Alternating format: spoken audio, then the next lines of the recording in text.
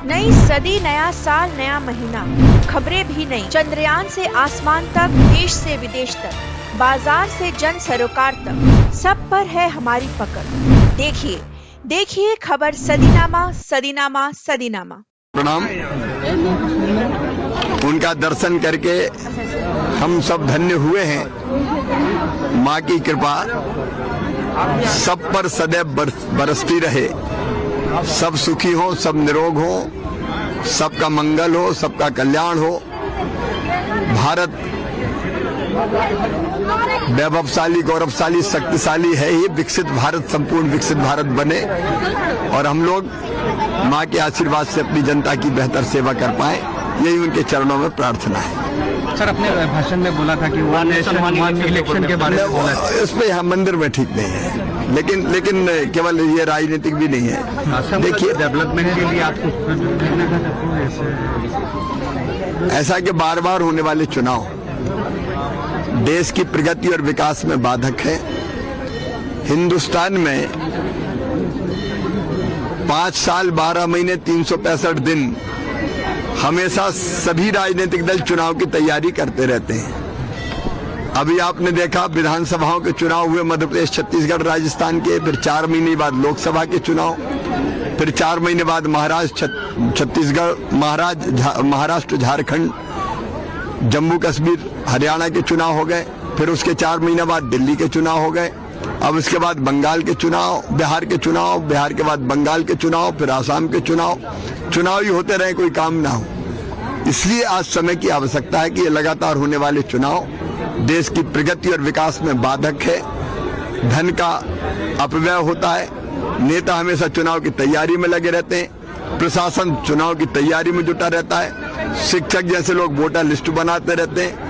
ये अनावश्यक है। इसलिए संविधान में संशोधन करके 5 साल में एक बार लोकसभा और विधानसभा के चुनाव साथ होना चाहिए, ताकि 4.5 साल चुनी हुई पार्टियां, चुनी हुई सरकारें केंद्र और राज्यों में बेहतर जनता की सेवा करें। और इसलिए आज मैंने ये विषय रखा था कि आज जरूरत है संविधान में संशोधन की।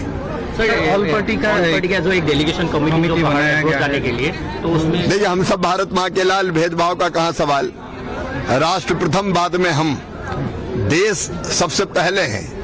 और जब देश का सवाल आता है तो कोई बीजेपी नहीं, कोई कांग्रेस नहीं, कोई एजीपी नहीं, सब एक है मिलकर। और इसलिए हमारे देश की बात अगर दुनिया में कहनी है तो सब मिलकर कहें, कोई भेद नहीं होना चाहिए।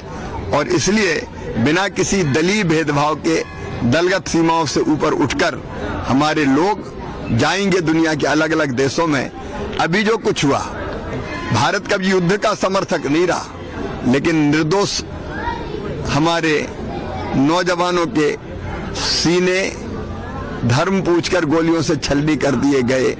तब हमारा संकल्प था कि आतंकवाद का हम नाश करेंगे, और इसलिए हमने पाकिस्तान के नागरिकों पर हमने हमला नहीं किया, और न हमने पहले सेना को निशाना बनाया। हमने आतंकवादियों के अड्डों को तबाह करने का काम किया। जब पाकिस्तान ने उल्टा हमला किया, तो मुझे आज गर्व है माँ के मंदिर में कहते हुए सेना के शौर्य को मैं प्रणाम करता हूँ, उनके अचूक निशाने को प्रणाम करता हूँ, नेतृत्व की सटीक रणनीति को प्रणाम करता हूँ। उनके ड्रोन और मिसाइल खिलौनों की तरह हमारे जवानों ने उड़ा दिए, पता नहीं चला। और अब जो हथियार यहाँ वहाँ पड़े, उनसे हमारे बच्चे खेल रहे हैं भारत के।